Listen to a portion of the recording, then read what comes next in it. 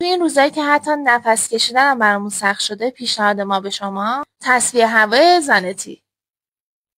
این دستگاه قابلیت تصفیه سریع هوا و رفع آلودگی محیط رو برای عملکرد یونسازی یا استریله که حتی ویروس ها و باکتری ها رو جذب خودش میکنه. این دستگاه یه فیلتر سلایه داره. کربن فیلتر این دستگاه حتی بوی غذا، سیگار و مواد شوینده رو جذب میکنه و یه هوای مطبوع در اختیارتون میذاره. این دستگاه برای یک محیط 40 تا 50 متر مناسبه. سه حالت اسلیپ مود، اتوماتیک و دستی داره. شما میتونید به صورت دستی میزان پرتاب باد رو تنظیم کنید.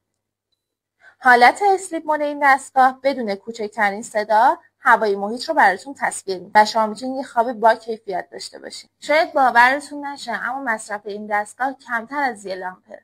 پس اگه دنبال یه تصفیه هوایی اقتصادی برای محل کار یا منزلتون هستین، زانتی اینجاست. برای استعلام قیمت کلمه هوا رو کامنت کنید.